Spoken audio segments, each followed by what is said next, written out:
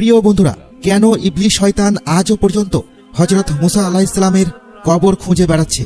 ইবলিস শয়তান যদি মুসা নবীর কবর খুঁজে পায় তাহলে কি হবে? আর কেনই বা হযরত মুসা আলাইহিস সালামের কবর মোবারক মানুষের চোখের আড়ালে আছে? খুবই তথ্যবহুল টপিক নিয়ে হাজির হয়েছি, তাই ভিডিওটি শেষ পর্যন্ত দেখতে থাকুন। আসসালামু আলাইকুম প্রিয় বন্ধুরা, আশা করি আপনারা সকলেই ভালো আছেন।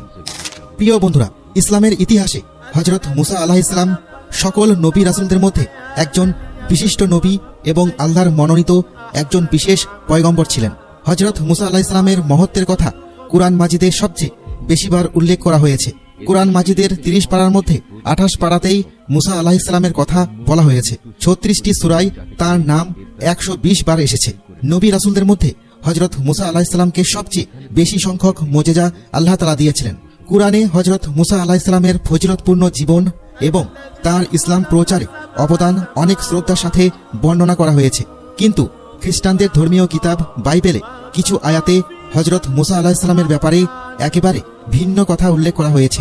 বাইবেলে হযরত ঈসা আলাইহিস সালামের উম্মতের সামনে অন্যান্য সব নবীর উম্মতদেরকে কম নিয়ামত প্রাপ্ত বলে আখ্যায়িত করা হয়েছে। বাইবেলে ভাগ্য নির্ধারণ সম্পর্কিত আয়াতে এই কথা উল্লেখ আছে যে হযরত মুসা আলাইহিস সালাম তার উম্মতদেরকে মিশর থেকে বের করে অনেক বড় ভুল করেছিলেন, যে অপরাধের কারণে আল্লাহ তাআলা তাকে শাস্তি দিয়েছিলেন। বাইবেল অনুযায়ী আল্লাহ তাআলা হযরত মুসা আলাইহিস সালামকে ওই জায়গা দেখিয়েছিলেন যে জায়গা তার পূর্বের নবী রাসূলদেরও জায়গা ছিল, যেখানে তাদের উম্মতেরা বিস্তৃত ছিল। আল্লাহ তাআলা হযরত মুসা আলাইহিস সালামকে ওই স্থান দূর থেকে দেখিয়েছিলেন এবং তাকে কখনো সেই স্থানে যেতে নিষেধ করেছিলেন। ধারণা করা হয় বাইতুল মুকাদ্দাসে মুসা আলাইহিস সালামের মৃত্যু হয়, কিন্তু তার কবর কোথায় তা আজও জানা যায়নি। খ্রিস্টান মাজাবের ইলমে কিতাবে উল্লেখ করা হয়েছে যে শয়তান হযরত মুসা আলাইহিস সালামের কবর এখনো খুঁজছে। এটি আসলে বাইবেলের নিউ টেস্টামেন্টের কিতাব, যা মূলত এই তথ্যের উপর প্রতিষ্ঠিত। সেখানে এটি বলা হয়েছে, কিন্তু ফেরেশতা মিকাইল আলাইহিস সালাম হযরত মুসা আলাইহিস সালামের লাশকে নিয়ে ইবলিসের সাথে দ্বন্দ্ব করার সময় ইবলিসের বিরুদ্ধে নালিশ করার সাহসিকতা দেখায়নি, কিন্তু এটা বলেছিল যে তোমার উপর আল্লাহর লানত বর্ষিত হোক। কিছু খ্রিস্টানদের মতে এই আয়াতকে কোনোভাবেই অবহেলা করা যায় না।